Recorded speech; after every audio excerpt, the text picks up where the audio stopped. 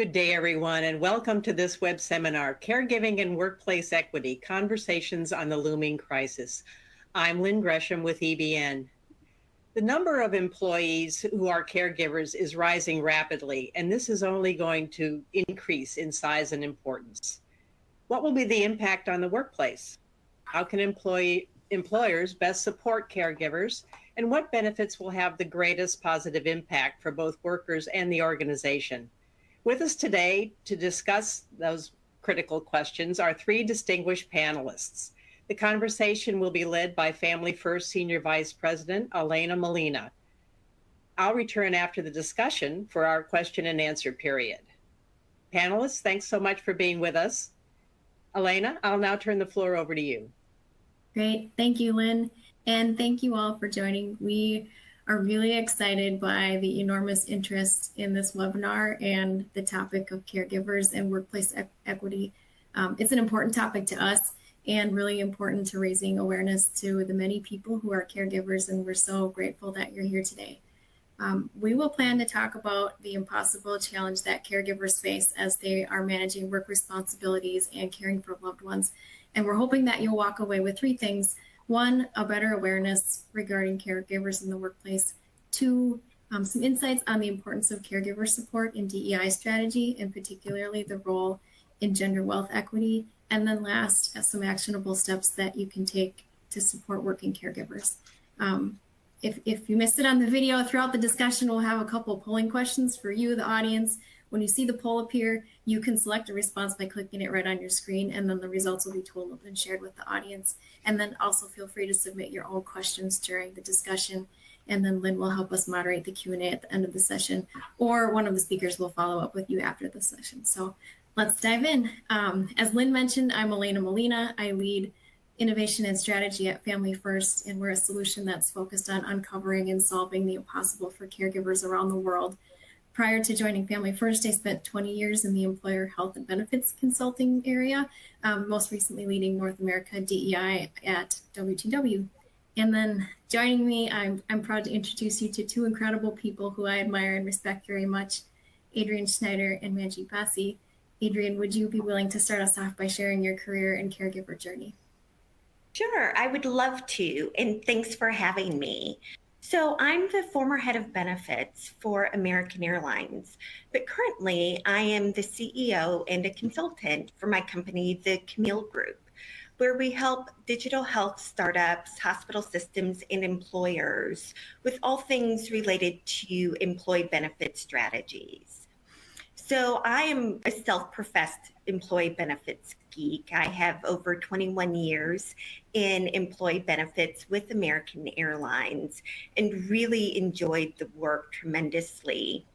However, in 2020, I decided to take a break from corporate America for a while for several reasons, including one in which I found myself having to be a full-time caregiver, and decided to leave my career at American because my father was really ill.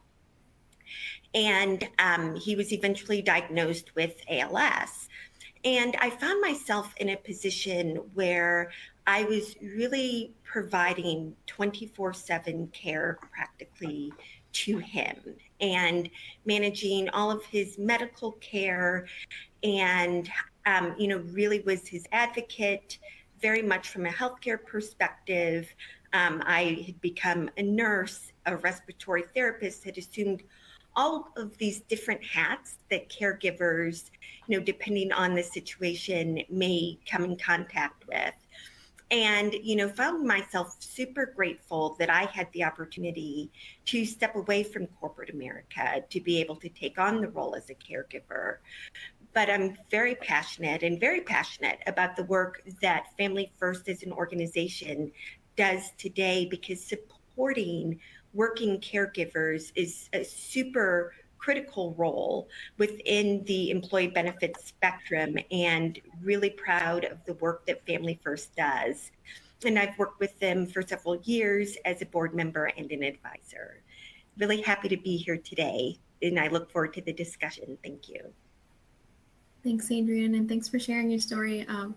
I know it's a difficult situation when you've worked really hard to build an impressive career and identity, but it brings to light a lot of the decisions and trade-offs that caregivers are often faced with, and focusing what matters most at those times and being able to care for and spend time with loved ones.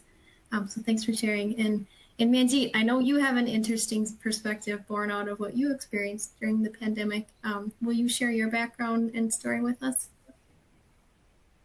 Hi, Alaina. Yeah, I'm really pleased to be here too. So in terms of my day role, I do work at WTW as a global benefits consultant and a regional leader. I'm focused on the needs for human capital services across our multinational clients. I've worked in both the UK and the US and covered the global remit. But I particularly love the daily challenge of helping all our clients with their variety of global employee needs and how we can solve and add value to them. That's what I do. But I think that my connection to caregiving is really, I think, really came out of the pandemic. I mean, we all have a connection to caregiving, but I think what I'll talk about today was born at that time. But I'll be talking about a topic called gender wealth equity. And throughout the conversation today, you hear how passionate I am, but I will restrict myself to the session we have today and won't go over. But so this definition is another angle on gender equity, and it's really the angle of looking at the wealth accumulation that we have at the end of a working career. Because until now, we've looked at a variety of siloed aspects of gender equity, such as benefits equity, leadership equity, board equity, all sorts of equity. But what we hadn't looked at was this holistic and intermingled view of a career, and what were the outcomes by gender at the end of 40, 45 years of working. And this is what we're calling wealth equity. And I find this extremely powerful. Having had this thought during the pandemic, which led to working with the World Economic Forum and all this analysis that we're going to share today. But it's something that hasn't been measured before. So kind of have a day job, Alaina, but then I really have grown this gender wealth equity with true passion and belief that the conversation will help someone with some nugget somewhere. Does that make sense in terms of? Yes. Yeah. And I you have such an interesting story of what made you think of it during the pandemic. Do you want to share that with us? Oh yeah, sure. Yeah, so I think if you want to bring up the slide, I think I've just got one slide. Yeah.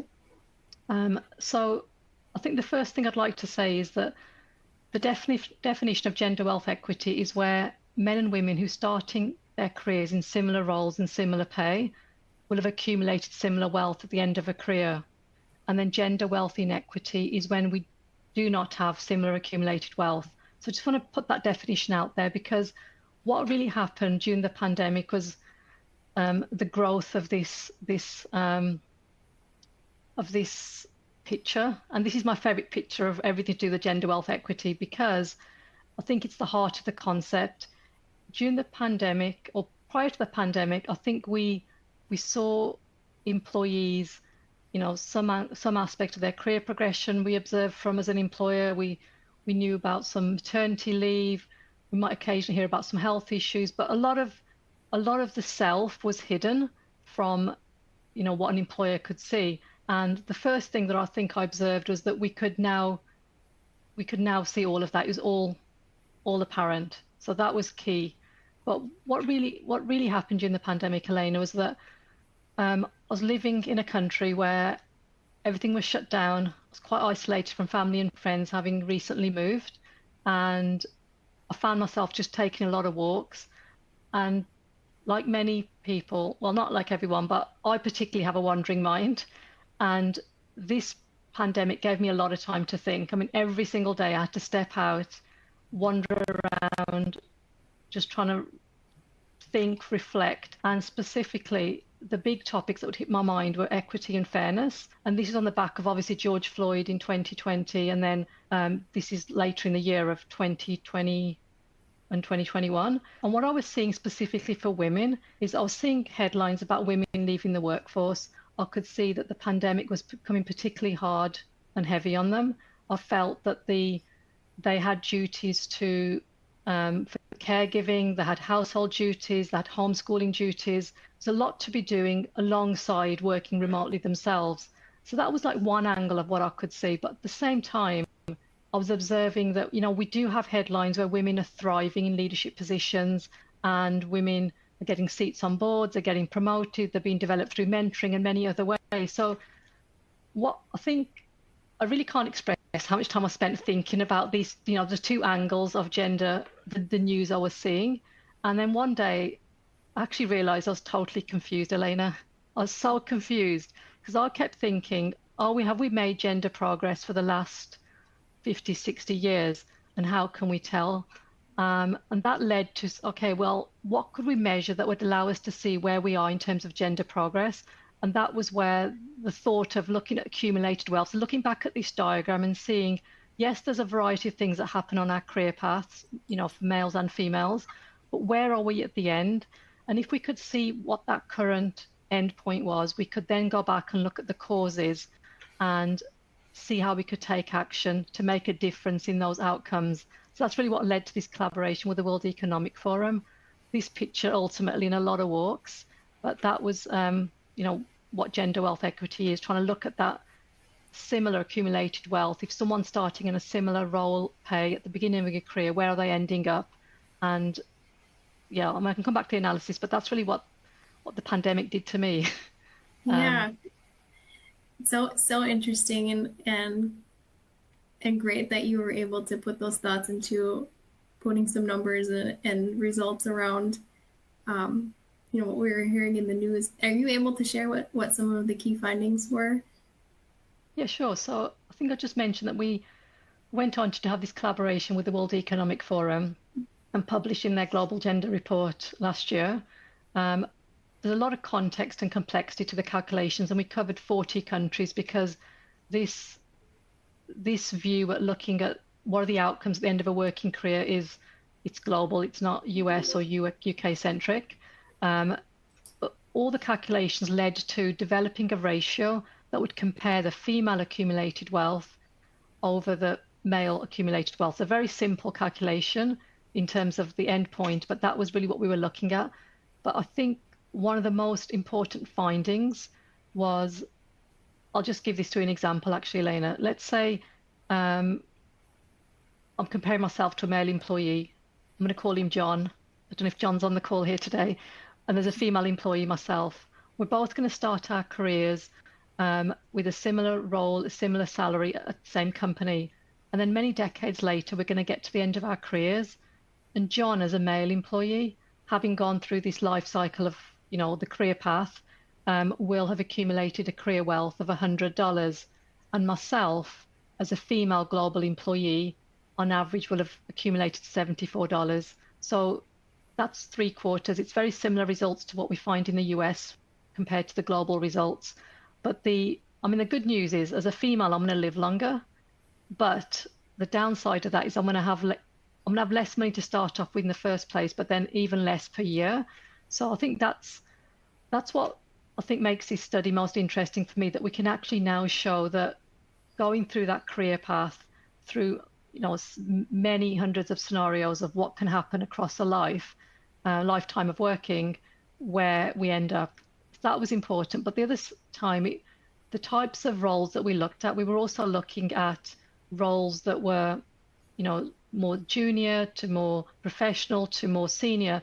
And specifically, when you look at a female going into more senior leadership roles, they actually have the largest gaps in accumulated wealth because they are facing the compounded effect of gender pay gaps and specifically delayed career progression, as well as like caregiving and family responsibilities, which is kind of the crux of what we're talking about today. So all those things compounded, will lead to a female employee having $60 versus a male having 100. So that's quite a bigger difference. It's just the average across all the other roles. And I think having done this, what really came to the front of this and was the most interesting, besides the facts and figures, was what was causing this. And it was being able to say that it's the delayed career progressions, it is the pay gaps. It's kind of connecting the dots of all the things that we see, the siloed news I've been walking with the pandemic, during the pandemic with, who's now coming together. Yes, it's the delayed careers, it's the pay gaps, it's the family responsibilities of caregiving, which was really important, how that affects the career progression. And then the other aspect is, when you are accumulating wealth, different aspects of it, financial literacy and risk tolerances do differ by men and women.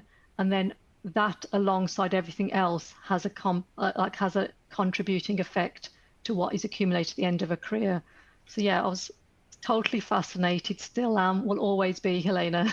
But this is, to me, I think, rich in the sense that it gives us something that we can link back to, that as well as thinking about all the programs we're going to put in place, there's something that is an outcome that we can potentially measure and see a women getting to similar, places at the end of a working career. But yeah, that's kind of my fascination. Happy to share more. Yeah, thank you. And so very much highlights longer term impacts of the pandemic. So for sure, I had experienced retention issues related to caregiving with many of the employers that I worked with during the pandemic. One had shared with me that over 80% of the people that had left the organization in those couple of years of the pandemic were women, and it was largely due to caregiving. And many of them were in very visible senior roles that deeply eroded the last 5 years of gender efforts at the organization, which really supports kind of what the long-term impact might be to those individuals and to the organization. And Adrian, I know you also had some good observations about skill gaps that leads employers. So while you share, I'm going to put up our first polling question, which is caregiving a challenge to your workforce? And again, participants can click your response right on the screen. And I'll go ahead, Adrian. Yeah, no, thank you. I think you both have raised, several really good points. It's no secret, and we all know this, that, in the last few years, women have left the workforce in much higher rates than men. And when we think about it from a social perspective, women in general are expected to bear the brunt of caregiving for family members. So whether that, is for younger children or aging parents a little bit later in life, or, even a spouse, if that person were to get sick. And so as we think about these more traditional roles that women, if they don't have the financial means to have other support, how as a society and as employers specifically, can we better support them? As Manjeet's study showed, the other thing, is we think about just the career trajectory, right? Women either, slow down or exit the workforce, around child rearing age. And so, they're already sort of in this, career deficit, so to speak. And then, as we think about, the age and time where employers, are really identifying who will be a part of that C-suite or, C-level positions, and you think about that's the average age, 40s or 50s, that's also generally the time where women may have to take a step back from the workforce to care for family members or aging family members, spouses, etc. So, socially that's really where that deficit comes from. But as we think about, talent within an organization, caregivers are the problem solvers, right? They're the individuals who run towards a problem and try to figure out what they can do to help. And so as you think about identifying talent within an organization, those are the people that you want to have on your team. They're resourceful, right? So if they see a problem, in general, they're going to try to figure out what they can do to solve it or what resources they need around them to solve it. They're the ones who are going to get around barriers. And they're the ones who are also willing to learn and take on new tasks and roles. As I mentioned, even through my own experience, I found myself learning techniques, that respiratory therapists applied or occupational therapists applied. I had no idea of what that was, before my caregiving journey began. And so, those are the types of people that you want within your organization. And so, the other thing caregivers is you think about as leaders within the organization is that they're generally empathetic people, right? That, they generally care for your workforce or care for others. And those are the ones that you think about that you want to make sure that you retain. And so, it's also really beneficial for employers because you're able to benefit from the perspectives of caregivers, right? Because they will help you understand how to get around barriers. But, it's imperative, I think, as employers to really seek those types of solutions. So like a Family First as an example, that really provides the holistic support that caregivers need, because they're not just balancing one or two issues. They've got an entire plate full and sometimes a few different platefuls of issues. And so it's really thinking about as you're building your benefit strategies as employers, what are those benefits that are well beyond just, medical and dental benefits that really support the whole person and that support the whole caregiver, and realizing that that person has so many challenges that they're dealing with both within the organization and outside of. Absolutely. Angie, did you want to add anything too from your perspective of what you saw or causing some of the gaps and actions employers that can take?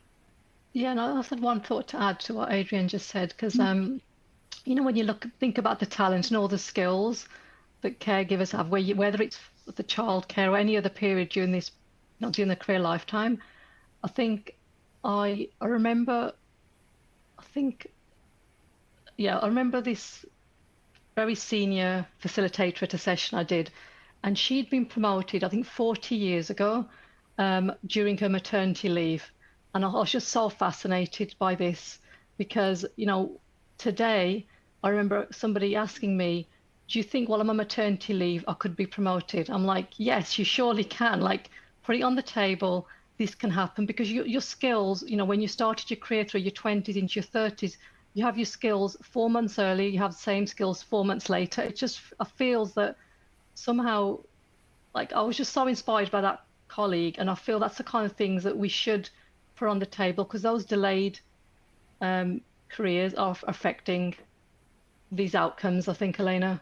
But yeah, I think in terms of actions, I would say that, now we've identified the drivers in terms of, the career progressions, the pay, the actions are very similar. So it's coming down to being able to have a similar pace of career progression, because if you're in a similar role, you can then look for that pay equity and that pay fairness. I think the family responsibility, we touched upon it already, Adrienne, through your comments, but I think it's thinking about all the points of a career where there could be caregiving needs, and how is a company providing for them, and also, could we label some programs differently? Like, we might call something maternity leave and paternity leave, but could we instead call it parental leave? Like in Sweden, we can share it.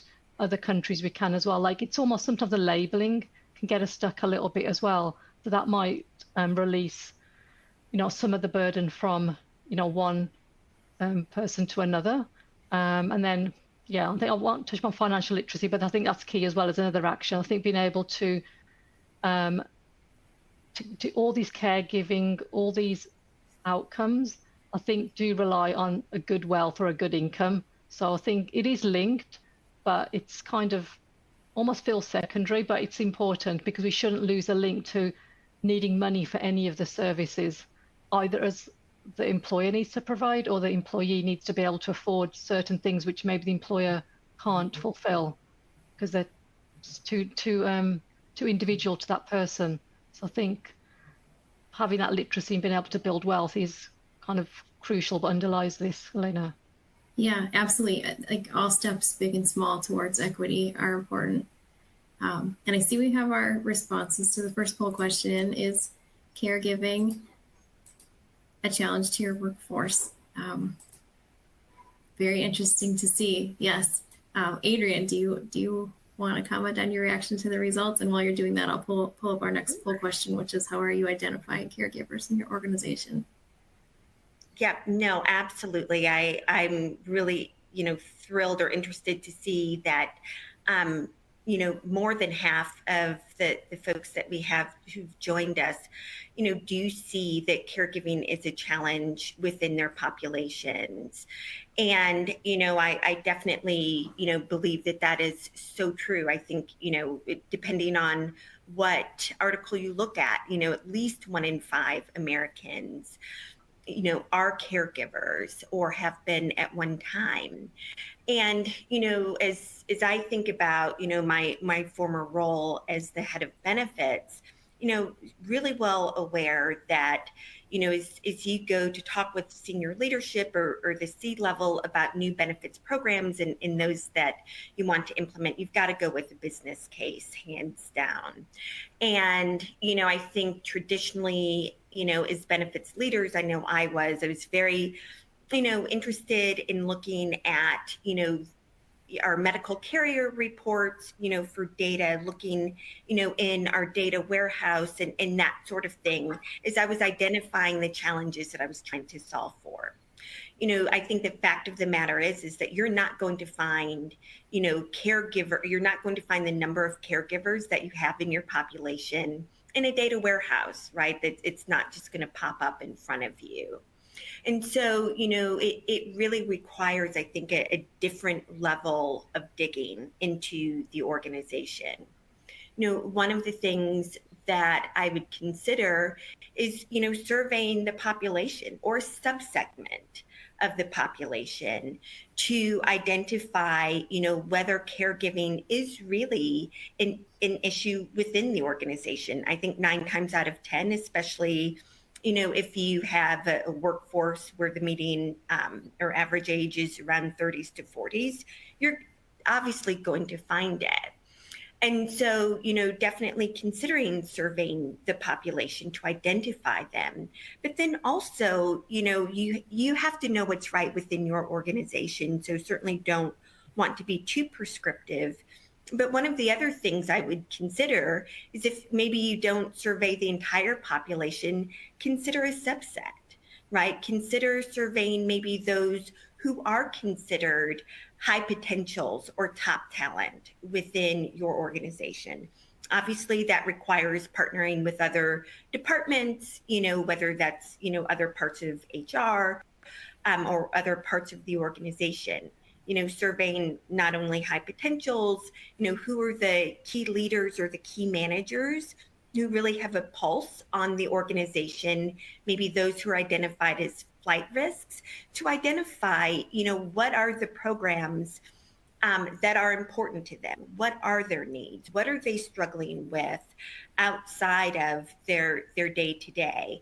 And understanding, right, that people always are a bit challenged with anonymity. And I think it's, really important, in the very beginning, right, where you need to make sure that you've got the right subset of people that you want, but obviously, enough people where, you can be convinced that people will feel that they are anonymous, because obviously there may be a stigma, right, with people where they may feel like, gosh, I don't know that I want my employer to know this. So, really trying to address those issues in the very beginning. And I'll be really direct. Before I personally became a caregiver, I don't think I really understood how complex of a role and a challenge it really is. But as I think about some of the other benefits that I either implemented, during my time at American, or needed or implemented and needed to then make some changes to, I think some of the best improvements that I made were from talking with different groups of employees, to find out what was working, what wasn't working, leveraging employee resource groups and diversity councils, and all of them and several of them to really sort of dig in, because, as benefits leaders, we may not have specific experience in every facet. So that's why I think it's really important to keep the pulse on the workforce and different segments of it to really determine what's important to them. And then that's the data set that, as you're making the business case, that you have been able to say to your leaders, this is the proof that we have this issue in our organization, and then let's talk about how we're going to solve it. Yeah. Absolutely.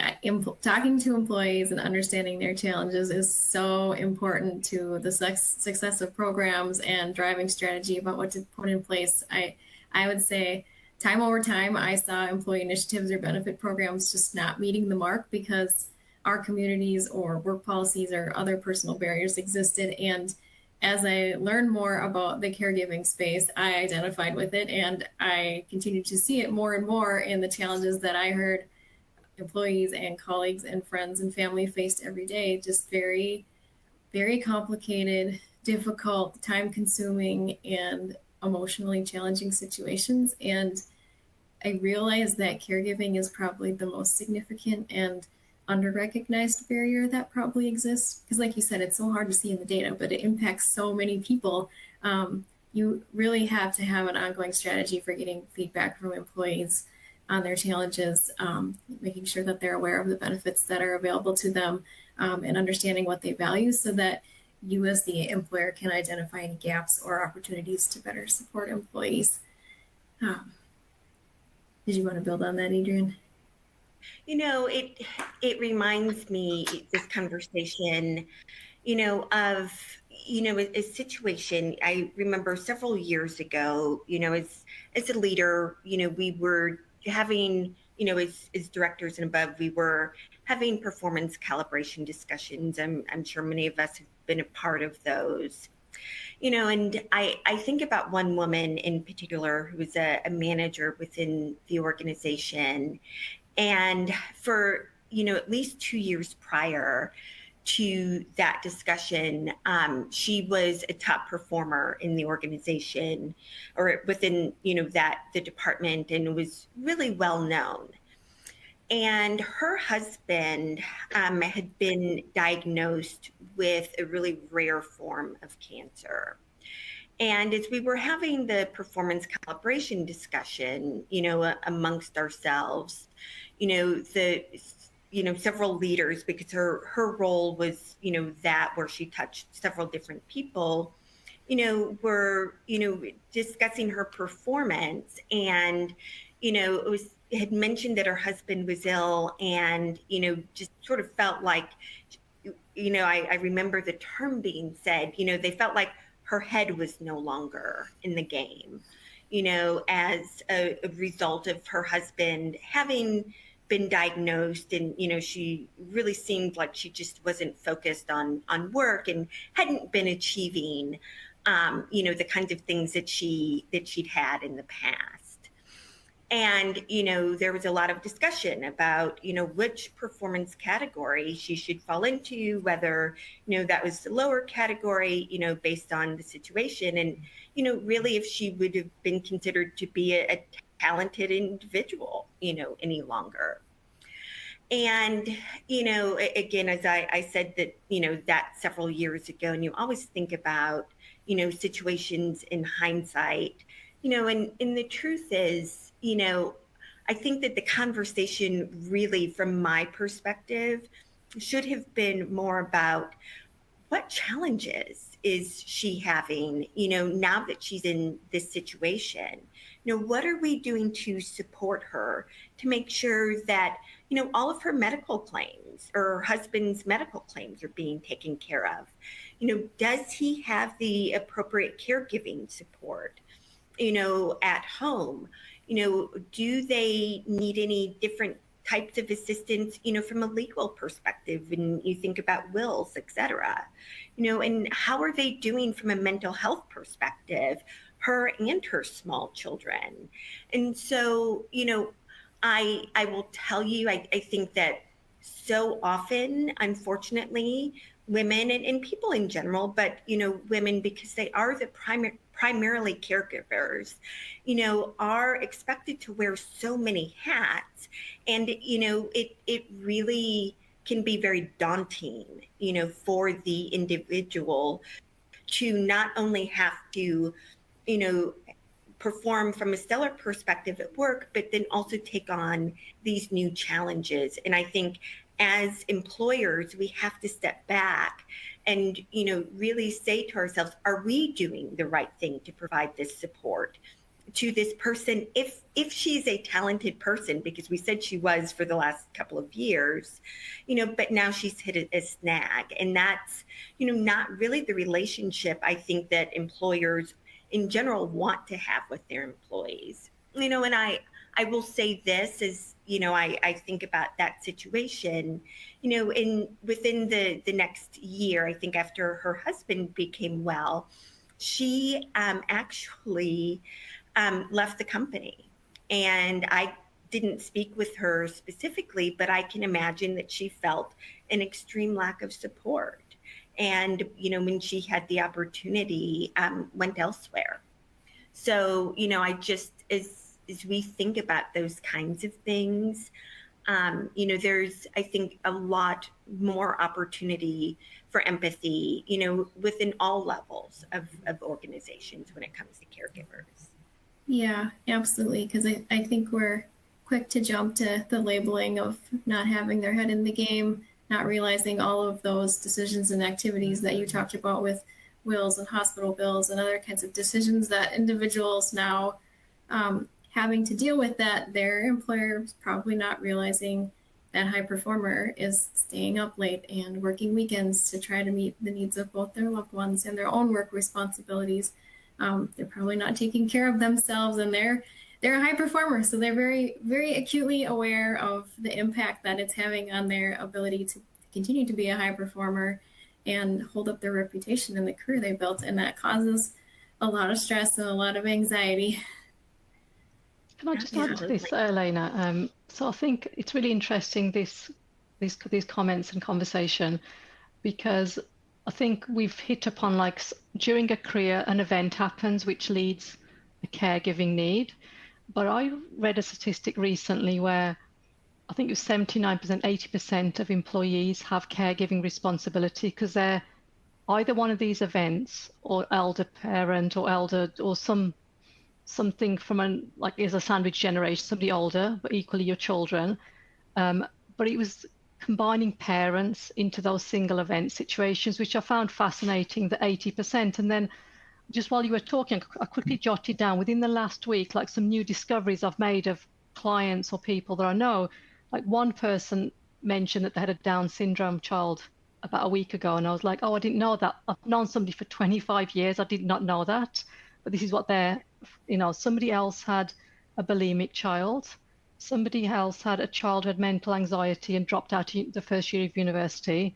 And then another one, I know this is kind of just stretching the definition of caregiving, but yesterday I was speaking to somebody who's been looking after their dog for 3 months, and that dog has been from one vet to another trying to get treatment, and their heart is in that they're younger in their career, but I think because we're all human beings here, it may not be an obvious caregiving responsibility as we could label it. There's just so much that happens just consistently through 5, 10, 15 years. I think we need to cater for all forms of times where we as humans want to give empathy to somebody or care for somebody, and then we need an employer to support that journey, because it's sometimes consistent as well. And it doesn't mean your head's not in the game. It's just that sometimes you need to step out to call the doctor, be home for that appointment, because that balance is really critical. But I just want to put, I guess in my mind, I just realized when you were speaking that there's all forms of caregiving definition, Alaina, and it's tricky for employers, but I think it's that listening that you alluded to earlier, Adrian, that's key. I think if we can just get enough signals, we can then have enough support in the system that, It Yeah, supports them so and they don't need to leave the career or leave the job or something. Sorry, go ahead, Alaina. yeah. Oh no, I was just going to build on that, and I think setting the environment where you can trust the people around you to be able to share that. Clearly that colleague was comfortable sharing that with you, and that helps you be more sensitive to what they're going through. And maybe if a email's late or a report's not the way that you want it, that they have other things going on in their lives, and they have the very best intentions of performing well, but sometimes their main priority is not their workday, and that's okay. And I think that's a good segue then into kind of how are we identifying caregivers within the organization. And the poll results are in. Oops, to publish that. Okay, so can everyone see that? Word of mouth, good. It sounds like there's some opportunities, or some organizations are not identifying caregivers actively, so maybe some opportunity to bring some attention to that, and some good effort around looking at employee resource groups, looking to managers, a little bit of other. Manjeet or Adrian, anything you would want to comment on there? And I'll put up our last polling question. It's interesting. I'm looking at a somewhat low number for employee surveys and focus groups. And I'll tell you, I sort of always felt like, sometimes as a benefits leader, like, gosh, if I do a survey, but what if I don't implement the program? And then I've just, upset a lot of people. And I think, some of it is managing the message, right? When you're doing the survey, that, as an employer, you're really wanting to determine, and it doesn't have to be just focused on caregiving, right? I mean, there are many other benefits, although I do believe that caregiving impacts, large, people within an organization. But I would encourage us not to be afraid to ask those kinds of questions of people. So anyway, I thought that was interesting, and love the fact, I think that employers are also leveraging employee resource groups. I think, that they can be a valuable asset to organizations to really understand how different subsets of your population are, managing within the workplace and outside of. So I was definitely excited to see that. Yeah, very good. Yes. Okay, so we've got our third poll question. Yes. Alaina, I actually wanted to, to ask you, obviously based on your many years of experience, what are some effective ways that you think that employers can really support caregivers?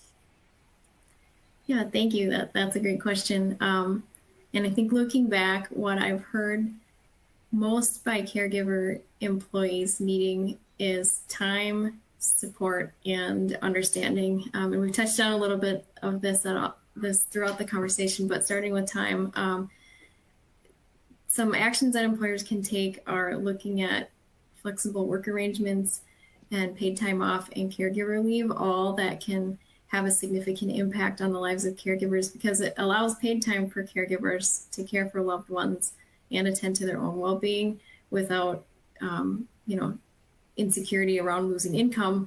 As Manjeet's made important observations around, it's also useful for production employees or other required on-site work populations, so that employees who are in those situations might not have fear of attendance policies or other repercussions for absences where they might have to lose their job involuntarily. So I would definitely consider some benefits around paid time off.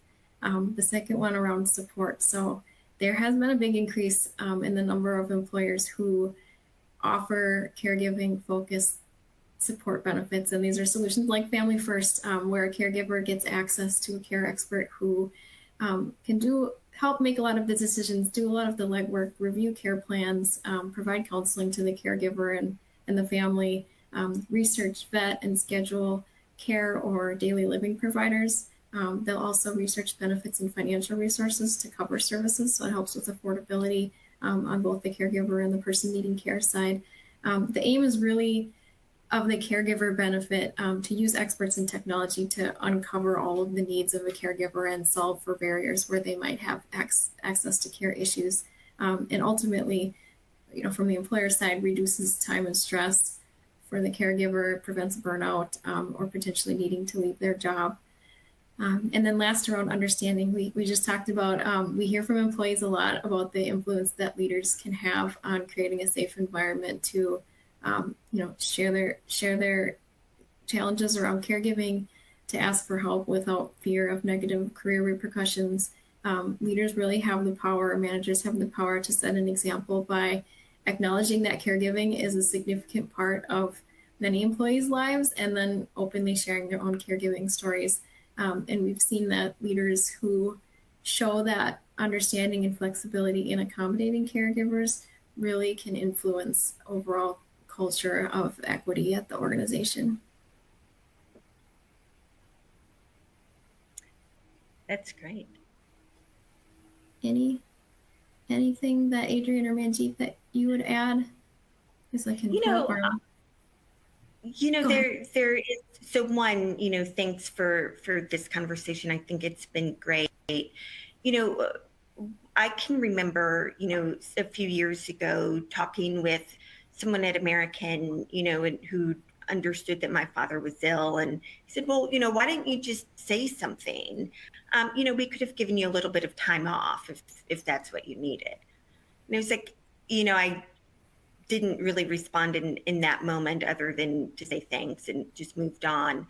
But, the caregivers are taking on super complex roles, outside of what they're doing, working from, a day to day. And it's not something that's just going to be accomplished if you hand them a checklist in an app, right? I mean, these are very complex topics, like, are we, financially set up, right, appropriately to have in-home caregivers? Do we have, the right documents from an end-of-life perspective? All of the mental health struggles that go along with the stress from caregiving and potential end-of-life, related issues. And medication schedules, physical therapy schedules, it just goes on and on in terms of everything that caregivers as your employees have to manage. And I think, again, just going back to, as you think about building the business case, I think it's really more about understanding the depths of that role of a caregiver, because I think, in doing so, I think that really sort of builds the business case from a senior leader perspective, that I tell you, just, providing an app with a checklist is not going to do it, or providing a couple of weeks off. There's so, like, great that I had 2 weeks off, but I still have this tremendous issue that I'm faced with that I need a permanent solution for. And I think, to your point, Alaina, that's where Family First does such a great job. Yeah, thank you. Yes, and yeah, the to-do list, I know myself, can just sometimes overwhelm more when you just need somebody to do something for you to help take the lift off, and then, be able to use that time off to really, rejuvenate and recuperate yourself. And then why don't we, before we wrap up here, we'll see the results of the last poll and see what others think. Yep, agreement around, we see a big agreement around time off. Emotional health support is super important. Manager support. Anything else jumping out? Communications of benefits available. There was a lot of employers that did have some strong benefits that employees were just not aware of. So making sure that you're promoting those benefits, and sometimes they resonate a little bit better if they're promoted around, life events. So, building a family or taking care of a loved one, you can tie all the benefits available, like EAP and time off, and care around that. Absolutely. All right. Anything else before we wrap up? Okay, well, all very good points. Very good points. Thank you for sharing. Before we move to Q&A, I first wanted to thank Adrian and Manjeet for joining me today. It's been a wonderful conversation, and I really appreciate the insights and stories you shared. Thank you so much for joining me. Second, I wanted to share with our participants some resources that you will find in the presentation. Pull those up here. First is linked to Manjeet's research and the Global Gender Wealth Equity Report. And then next is, push that out, as an article for EBN attendees on the crucial role of employers in supporting and advancing workplace equity. And then last is our contact information if you'd like to reach out to any one of us today. And with that, I'll turn it over to Lynn for Q&A. Thanks very much. We've got a lot of good questions in queue. I'll start with this one for Adrian. If you would have had better support as a caregiver, what might have been different about your caregiving experience? Oh, that's a great question. You know, so I think, you know, the one that stands out the most is, you know, I found myself in a situation where I was so bogged down with the responsibilities of caregiving. You know, I created this, you know, strict schedule that we had to follow that, you know, was almost down to every 15 minutes of our scheduled time, because there was, you know, just a lot of complication with my dad's care, that I wish that I would have had the opportunity to work with an organization like Family First, who could have helped me find good caregiving resources so that I could have been more focused on spending my final time with my father as a daughter, as opposed to a caregiver, if that makes sense. Mm-hmm. And so, you know, I think that is the other piece, is that I think, you know, we get so focused on the task at hand, you know, as caregivers, that we don't even allow ourselves, you know, the opportunity to breathe and, you know, try to enjoy the last moments. I think the other thing, you know, I found myself so wrapped up in the responsibilities of caregiving that I craved normalcy. You know, I was really ready to get my consulting company started and, you know, go and attack the next phase of my career. But the truth was, I was, you know, so involved with caregiving responsibilities that it made, you know, getting to that next step really hard for me. Because I think that's the other thing, that, you know, caregivers are in those roles because that's sort of, you know, what has been dictated for them. But they too, I think, crave normalcy and, you know, would like to be able to give 100% in a working environment, because that at least can kind of get their minds off of, even for a short time, some of those caregiving responsibilities as well. Such important points. Thank you for that.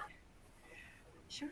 There is very solid research on the physical and mental health of working caregivers. What research data are the speakers using to better get employer leadership to understand the business case? Can you talk about some research that people can utilize? Manjeet, can I start with you? Alaina, maybe you could. Yeah. Absolutely. So there's a lot of information that our care experts are collecting as they work with individuals on what some sort of the stressors are that they're coming to us with. And there's a lot around financial security, mental health, stress and anxiety, concerns with, you know, topics that we've been talking about, impact to career or job. And so the research that we're using largely is our own, that helps drive where we know that we need to help with resources.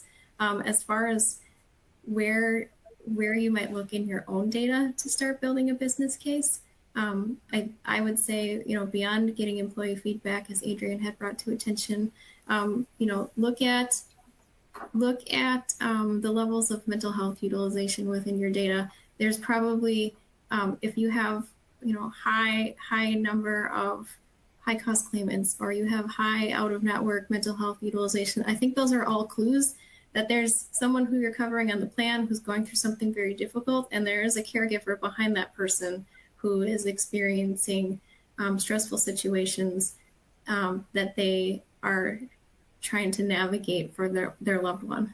And also, Adrian, do you have anything to add to that? Yeah, no, I think that those are really good points in terms of key data points. And if you're just even trying to do just some of your own research as well, I know that AARP has also put out a significant amount of research in terms of caregiver and caregiver populations as well. Yep, they're a great resource. Great points. We don't have much time left, but can you talk a little bit more about specific benefits and policies, as well as measurements that employers can use to address this issue? Yeah. So as far as outcomes, I can dive in there too. So I think some of the direct value that's impacting employees is around productivity and retention and burnout. More indirectly looking at impacts to health if the caregiver's struggling with taking care of themselves. And can you repeat the beginning of the question, Lynn? Excuse me. What are the specific employee benefits and policies, as well as measurements, that can address this? Yeah, I would say going back to flexible work policies and paid time off, making sure that you have good mental health benefits in place, manager training around sensitivities and empathy sensitivities to caregiving, empathy, and caregiving navigational support programs like Family First, and Adrian had explained. And Adrian or Manjeet, anything you would add to that? I think those are good examples. Yeah, great. That's a great summary. Thanks very much. And we are at the conclusion of our seminar, so I want to thank you all for your participation. If we didn't get to your question, Family First will follow up with you offline. Don't forget to download the resources that they've provided. Thank you for joining us today, and I'd especially like to thank Adrian, Manjeet, and Alaina for being here and taking the time to share their expertise and experiences. And thank you to Family First for sponsoring the event. If you missed any part of the program, you can hear a recorded version on the EBN website within 48 hours, and we'll send you an email with a link to that recording. Thanks again for joining us, and have a great rest of your day.